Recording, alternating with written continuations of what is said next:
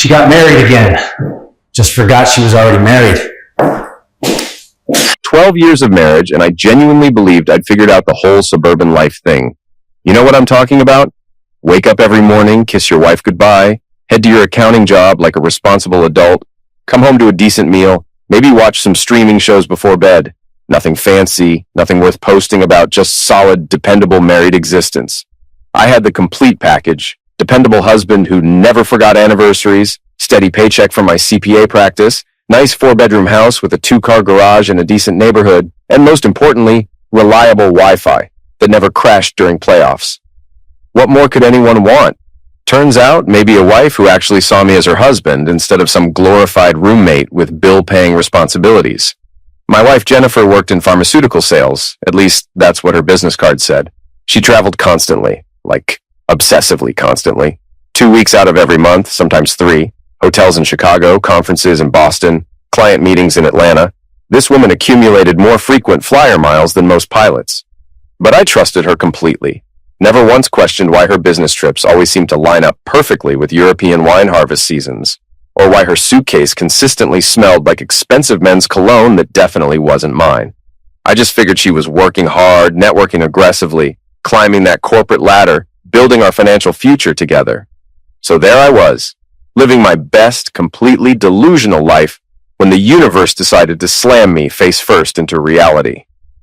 It was a Tuesday afternoon. I remember specifically because Tuesdays are laundry day in my world, and I'm annoyingly strict about my routines. I was standing in our bedroom folding Jennifer's yoga pants that she definitely used for actual yoga and not, as I would soon discover, for romantic evening strolls through Venetian streets, when my phone buzzed. It was Mark, my college buddy who now works in IT and spends most of his free time online causing chaos for entertainment. The text said, "Dude, why is your wife wearing a wedding dress in Italy standing next to some random guy in a tux?" Not gonna lie, my first reaction was thinking Mark had finally lost his mind to those ridiculous energy drinks he consumes like water. My second thought was he'd confused some random wedding photo with someone else entirely.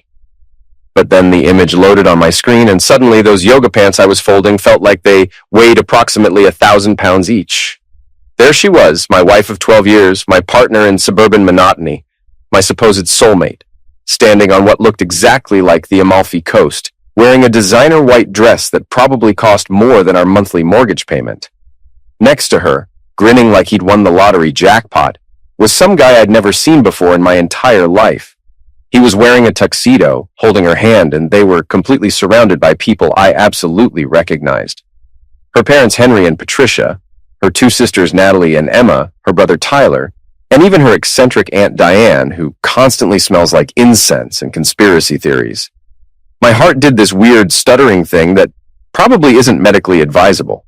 My wallet, if wallets could experience physical reactions, probably passed out right there in my back pocket.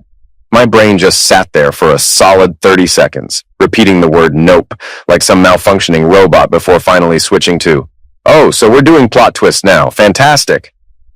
I scrolled through more photos Mark kept sending because apparently this little family vacation had its own dedicated Instagram hashtag, Jennifer and Daniel Forever. Daniel, that was his name.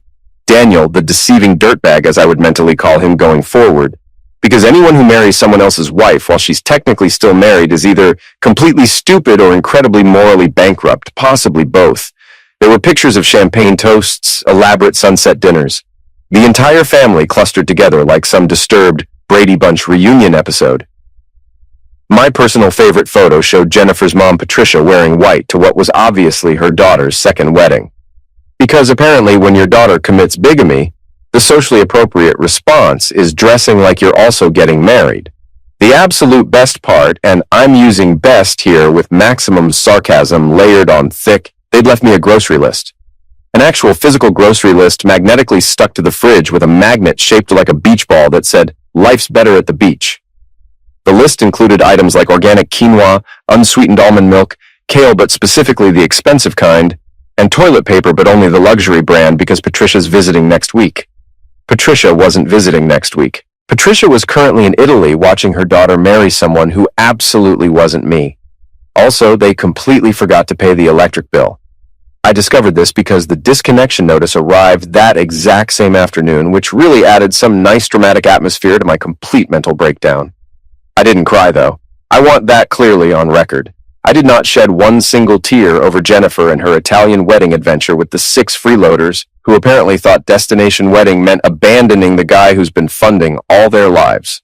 Instead, I walked downstairs very calmly, made myself a strong cup of coffee because this situation definitely called for something stronger than my usual flavored nonsense, grabbed a pen and one of those legal pads I keep for tax season, and sat down at our kitchen table. That same table where we'd probably eaten 3,000 dinners together, where we discussed future plans and shared dreams and all that romantic garbage people say when they're pretending their marriage isn't held together by streaming service passwords and mutual tolerance of each other's existence. I started writing, planning, scheming, if you want the technical term, because here's the thing about betrayal. It either completely breaks you or it makes you incredibly creative. And I was feeling exceptionally creative right then. Every single thing we owned, every property, every account, every car, every stock portfolio, every subscription to every streaming platform, absolutely all of it was registered in my name only. Why? Because approximately 5 years ago, Jennifer had looked at me with those big, trustworthy eyes and said, "Honey, you're so much better with finances than me. I trust you completely with everything." She trusted me completely. Past tense. Very extremely past tense now. I smiled then when she said those words. I remember feeling all warm and appreciated, like I was the responsible adult in our partnership, holding everything together. I laughed now sitting at that kitchen table because the irony was so incredibly thick you could cut it with a knife.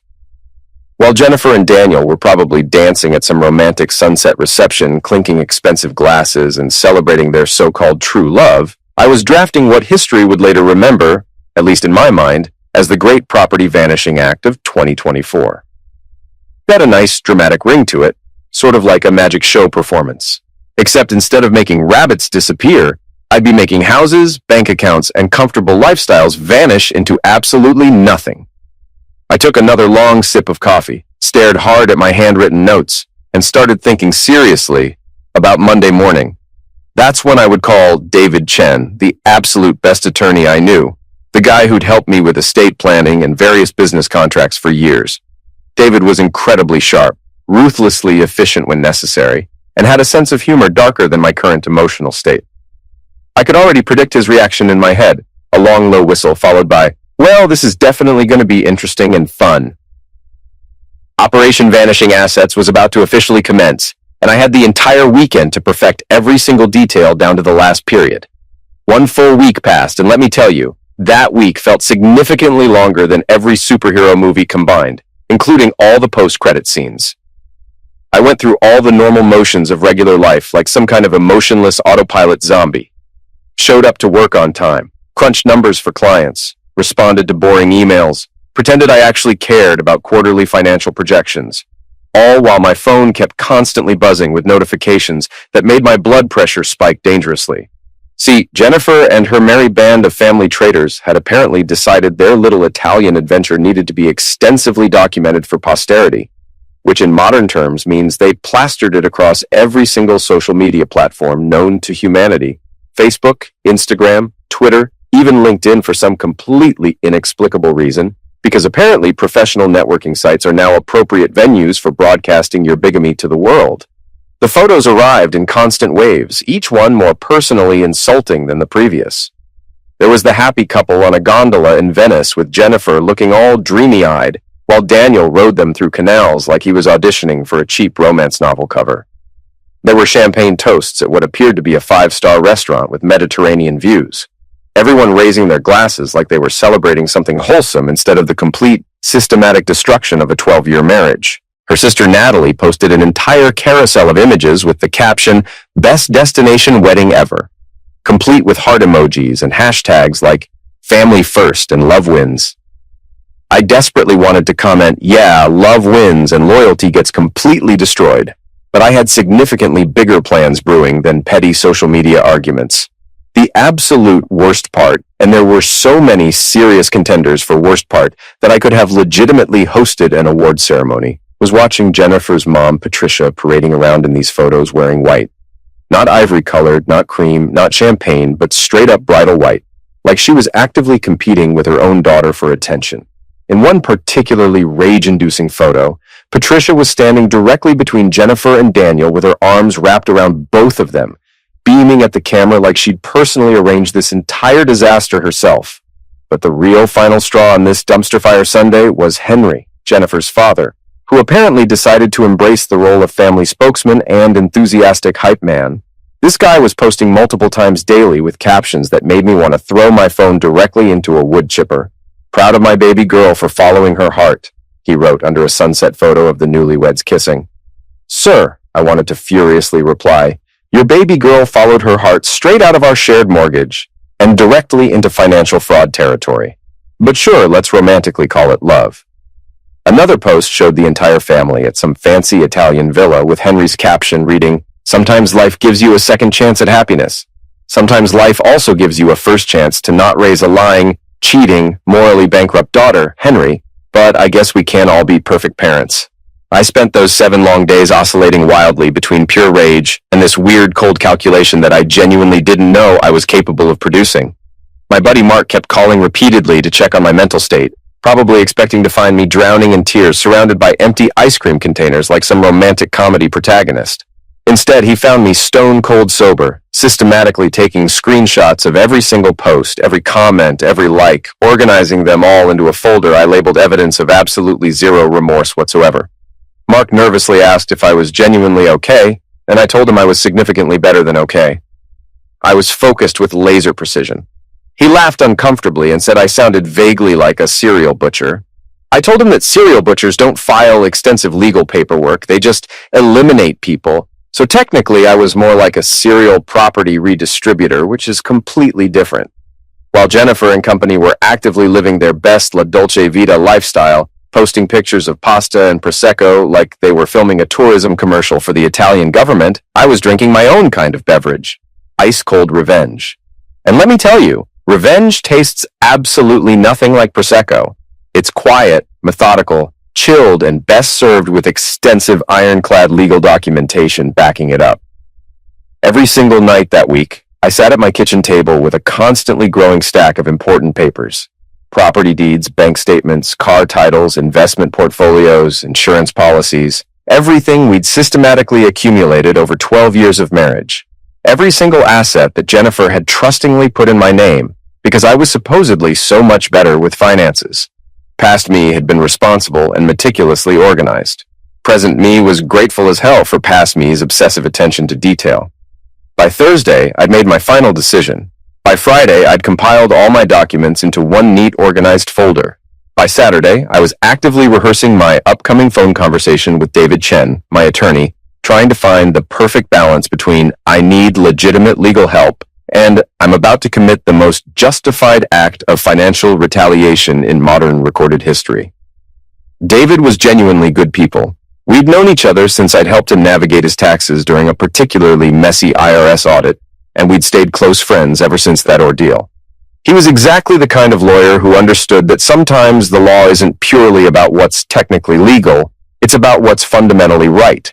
And sometimes what's right is making absolutely certain that cheaters don't profit from their cheating. Sunday evening, while the Italian adventure crew was posting their final sunset photos with captions like, "Until next time Italia," and "Best family vacation ever," I was sitting on my back porch with a cold beer watching the sun slowly go down over my neighborhood, my house, my life that I'd built entirely with my own money and my own consistent effort, while Jennifer was apparently building a completely separate life with someone else behind my back. I pulled out my phone, found David's contact information, and stared at it for a solid 5 minutes straight. This was genuinely it, the absolute point of no return. Once I made this call, once I set this comprehensive plan in motion, there would be no going back whatsoever. No reconciliation, no couples therapy, no marriage counseling, none of that hopeful garbage that people desperately try when relationships catastrophically fall apart. I hit the call button. David answered on the second ring, sounding relaxed and probably slightly buzzed from his own Sunday evening wind-down routine. "Hey man, what's up? Don't tell me you need tax help on a weekend."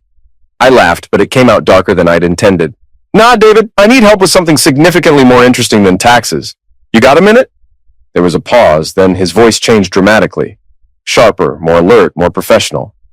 For you always. What's going on? I took a long drink of my beer, watched a bird fly across my yard, and said the exact words that would change absolutely everything.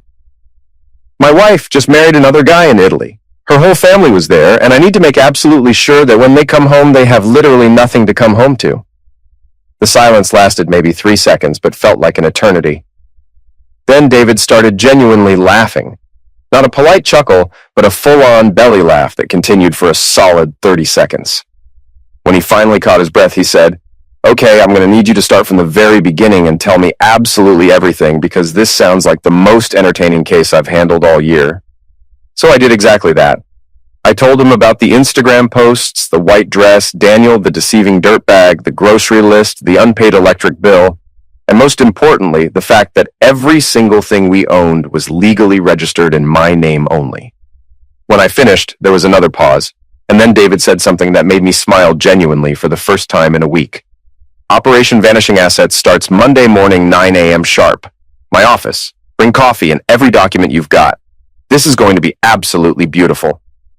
Monday morning arrived with that crisp autumn air that makes people post inspirational quotes about new beginnings and fresh starts, which felt weirdly appropriate, considering I was about to orchestrate the most spectacular vanishing act since Houdini made elephants disappear on stage. I showed up at David's office at exactly 9 a.m., carrying 2 large coffees and a messenger bag absolutely stuffed with every piece of documentation proving I was the sole legal owner of basically everything Jennifer thought we owned together. David's office was in one of those converted brownstone buildings downtown that lawyers love because it makes them look sophisticated and established, all dark wood paneling and expensive leather furniture. David greeted me with a handshake that lingered just long enough to communicate, "I'm ready to destroy some lives today," which was precisely the energy I needed right then. We sat down in his conference room, spread out all my documents across the massive table, and got to serious work. The plan was simple in theory, but required surgical precision in execution. Sell the house immediately, liquidate joint accounts properly, transfer assets legally, and do it all in such a way that nobody could come back later claiming I'd done anything wrong whatsoever. See, that's the beautiful thing about revenge when you're the responsible person who actually read the fine print and kept meticulous receipts. Everything I was about to do was perfectly legal. Morally questionable according to some people's standards, maybe, but legal. Absolutely ironclad. David looked over the property deed first, his eyes scanning the document with the kind of intense focus that made him charge $400 an hour.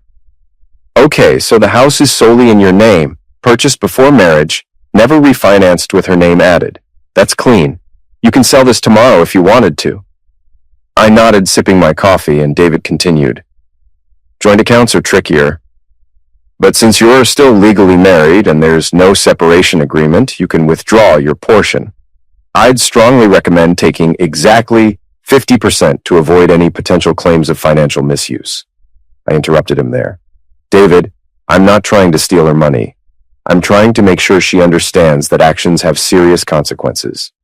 Take 50%, move it to a new account in my name only. Leave her half completely untouched. He raised an eyebrow, clearly impressed. Look at you being all ethical in the middle of your revenge plot. I genuinely respect it. The real estate agent David connected me with was this absolute tornado of a woman named Michelle who wore power suits and had the kind of aggressive optimism that probably annoyed people at parties, but was perfect for selling houses quickly. She came by that afternoon, walked through every room with the speed of someone who'd seen 1,000 homes and could price one in her sleep, and declared, "I can have this sold in 10 days, maybe less. The market's hot, location's perfect, this place is move-in ready. How much are you looking to get?" I gave her a number that would cover the remaining mortgage and leave me with a decent chunk to start over fresh. She nodded, pulled out her phone, and started texting potential buyers before she'd even left my driveway. True to her word, Michelle had 3 solid offers by Wednesday. By Friday, we'd accepted one. A young couple with a newborn baby who loved the neighborhood and didn't ask too many questions about why I was selling so fast.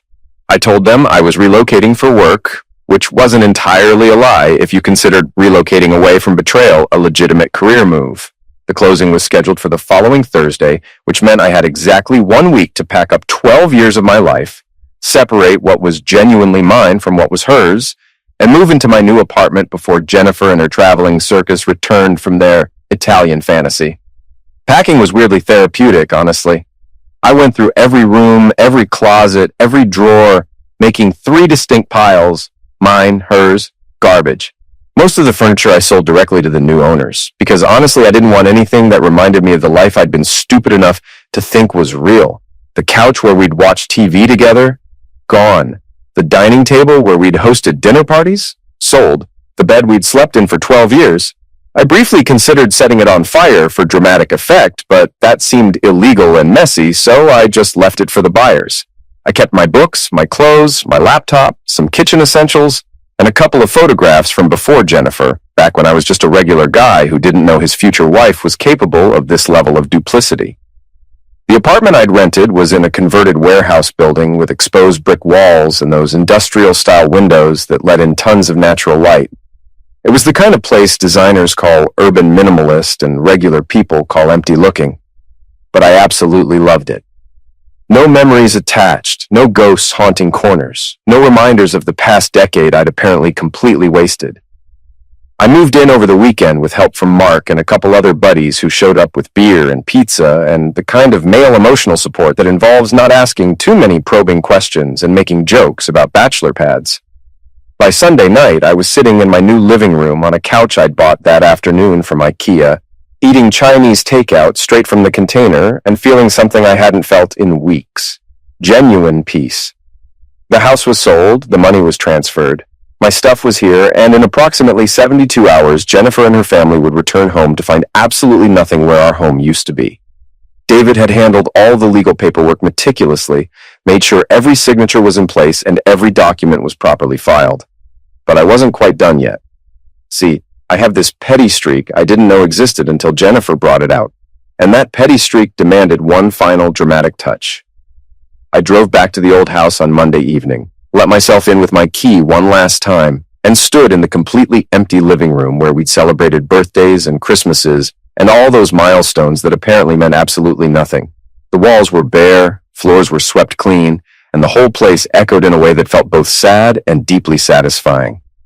I pulled out a piece of paper and a marker I'd brought specifically for this exact purpose and wrote in big bold letters, "Welcome home, family. Hope customs didn't confiscate your morals along with your dignity."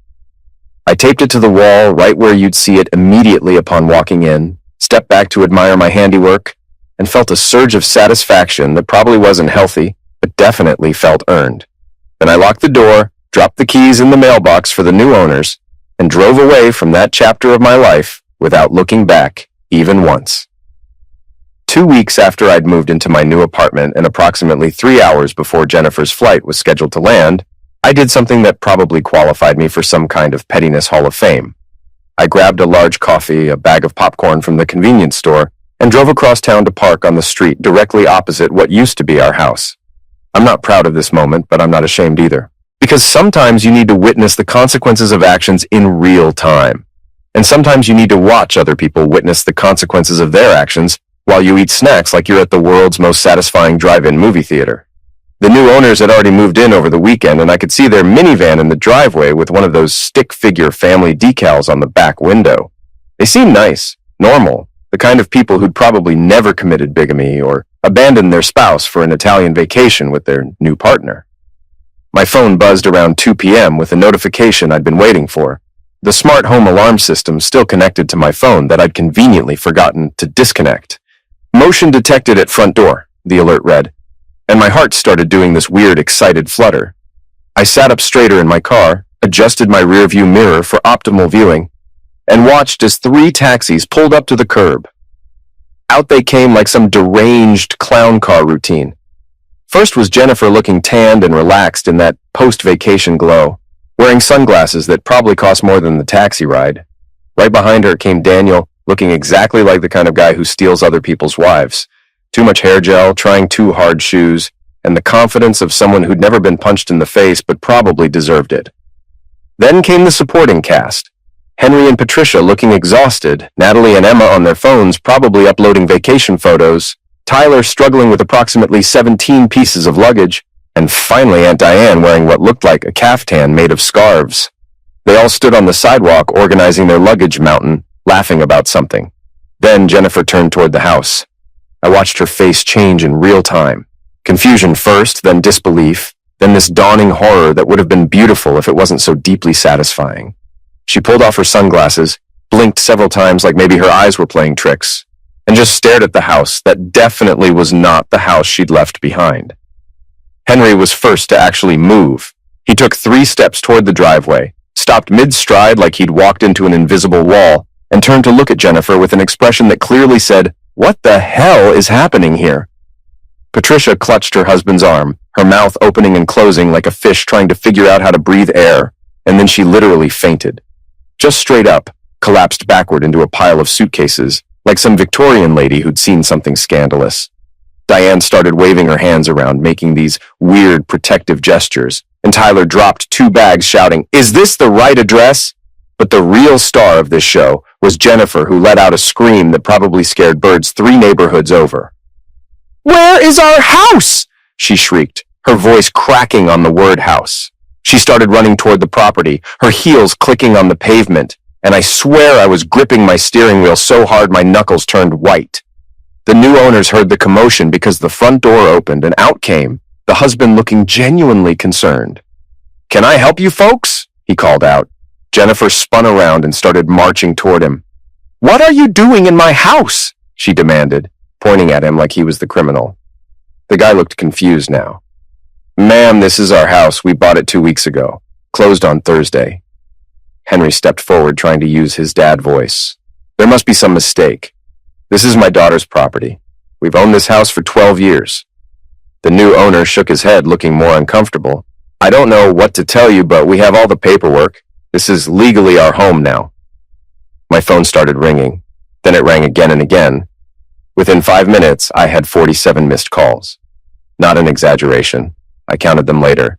From Jennifer, her parents, her siblings, even one from Aunt Diane. I let them all go to voicemail watching, as Jennifer paced back and forth on the sidewalk, her phone pressed to her ear, probably leaving me increasingly frantic messages I had zero intention of listening to. Finally, after the 47th call went unanswered, I decided it was time for my grand response. I pulled out my phone, found Jennifer's contact, which I'd already changed to the bigamist, because I'm petty like that, and typed out the message I'd been composing in my head for 2 weeks. "House moved abroad, found true love and never looked back." Funny how that works. I hit send, watched her phone buzz from across the street, saw her look down at the screen, and witnessed her face go through approximately 17 different emotions in 3 seconds. The phone calls from lawyers started that evening. First guy named Richard Patterson introduced himself with this pompous voice. "Mr. Williams, I'm calling on behalf of my client Jennifer Caldwell Williams regarding the unauthorized sale of marital property."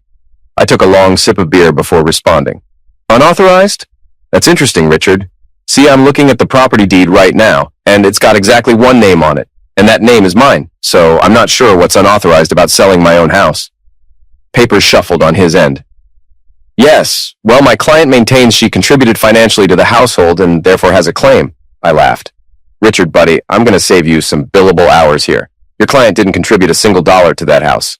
Not the down payment, not the mortgage, not even property taxes. In fact, if you pull her bank statements, which I'm sure you'll do during discovery if you're dumb enough to actually file this lawsuit, you'll find that her entire salary went to funding what she called personal investments, which apparently included a secret boyfriend and a destination wedding in Italy.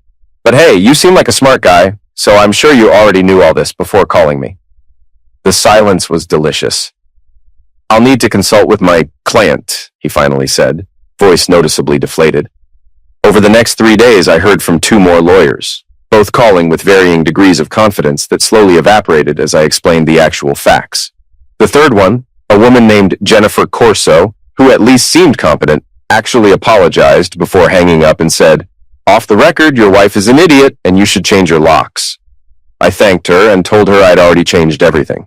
Locks, passwords, PIN numbers, even my email address. What really eliminated me, though, was finding out through Mark's elaborate spy network that Jennifer had been telling her entire family for years that she'd paid for the house, not contributed to it, not helped with it, but straight up paid for it with her pharmaceutical sales money.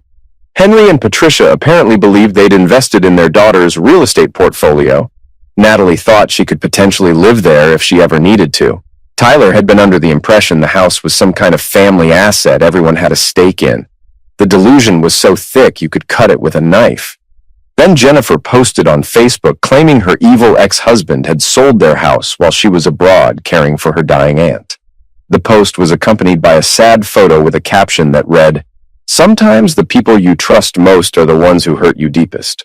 My ex-husband sold our family home while I was in Europe caring for my dying aunt. I came home to nothing." The comments section filled up with sympathy and outrage, calling me every name in the book. So I replied with a screenshot from her Italian wedding, her and Daniel cutting cake, while Henry gave a toast. My caption, "Your aunt named Daniel must be contagious. Wishing you both a speedy recovery from your sudden case of bigamy. Get well soon." The internet absolutely lost its mind. Within an hour, my post had more shares than her original. Within 2 hours, it spread to Twitter, Instagram, Reddit, where entire threads were dedicated to analyzing the drama. By dinner, entertainment news websites were picking it up. A local news crew showed up at my apartment. Reporter named Rebecca Summers asked if I'd share my side. I figured why not control the narrative, so I told her everything. The 12 years, the constant travel, the photo Mark sent, the Italian wedding, coming home to a grocery list, the property ownership, my legal right to sell. "What would you say to people who think selling the house was too harsh?" she asked. "I'd been preparing for this." "I'd say I believe in recycling. They threw away loyalty. I recycled the property. Seemed fair." The segment aired 3 days later and went national viral. My inbox exploded with offers, book deals, podcast invitations, a therapist who specialized in infidelity recovery asking me to speak at her workshop. 6 weeks after the Italy disaster, I sat in a courthouse wearing the suit I'd bought for our anniversary dinner that never happened. David looked thrilled. "This is going to be beautiful. She's literally suing you because people found out she's a bigamist." Jennifer sat at the plaintiff's table with her fourth lawyer, a nervous young guy who kept shuffling papers.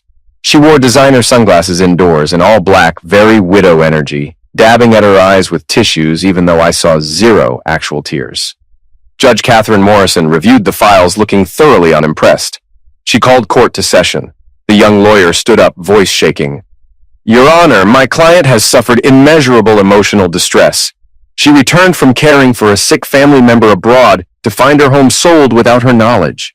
The court clerk actually snorted out loud. Judge Morrison asked Jennifer, "Do you have documentation proving ownership rights to the property?" Jennifer removed her sunglasses slowly. "Your Honor, it wasn't about legal ownership. My husband and I built a life there together. 10 years of memories. The house was ours in every way that mattered, even if the paperwork only had his name." The clerk's snort was louder this time. David stood up and laid out the folder. Property deeds, mortgage statements, tax records, all bearing my name only from before we married. Judge Morrison reviewed each document, her expression shifting to amusement. "Mrs. Williams, I'm looking at very clear documentation that Mr. Williams purchased this property solely in his name 3 years before your marriage. Can you show me any evidence of financial contribution?" Jennifer stammered. "I contributed to the household. I bought groceries sometimes. I decorated." David jumped on that. "Your Honor, buying occasional groceries and choosing throw pillows does not constitute property ownership. Additionally, the emotional distress she claims occurred while she was abroad celebrating her marriage to another man while still legally married to my client. I have documentation, social media posts, photographs, witness statements, confirming Mrs. Williams participated in a wedding ceremony in Italy." Judge Morrison didn't hesitate. "I'm ruling in favor of the defendant on all counts. Mr. Williams acted within his legal rights. The emotional distress claim is dismissed with prejudice. Additionally, I'm ordering Mrs. Williams to pay Mr. Williams' legal fees. Court adjourned." Jennifer sat frozen, then stood abruptly, knocking her chair backward. She stormed toward the exit, and as she passed, our table stopped and shouted, "You'll regret this!" I stood up slowly, buttoned my jacket, and called after her, "Already due, Jennifer! That wedding gift money I spent on you could have bought Bitcoin!" People in the gallery laughed. Even Judge Morrison shook her head with amused resignation. A year later, I was thriving. New consulting business, butcher apartment, zero emotional parasites. I'd turned my story into a podcast called Property of Revenge, which blew up. Listeners sent fan art. Then one evening, while sipping whiskey on my balcony, my phone buzzed. Jennifer's name with the text. "I've had time to think. Maybe we could try again. Second chances?" I stared at those words for exactly 3 seconds before typing sorry. The house moved on, and so did I. Hit send. smiled, took another sip. Because nothing feels better than turning heartbreak into humor, profits, and a life so good your ex wants back in. Too late. This property's permanently off the market.